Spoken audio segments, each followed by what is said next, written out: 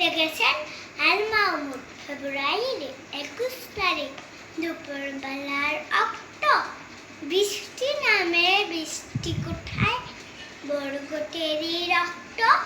হাজার যুগের সূর্য তাপে জ্বলবে এমন লালচে, সেই বইতে লাল হয়েছে কৃষ্ণচূড়ার ডালচে।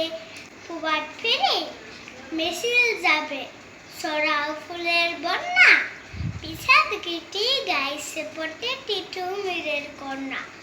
চিনতে নাকি সোনার ছেলে কুড়িরামকে চিনতে, রোদ্দ শ্বাসে কান দিল যে মুক্ত বাতাস কিনতে।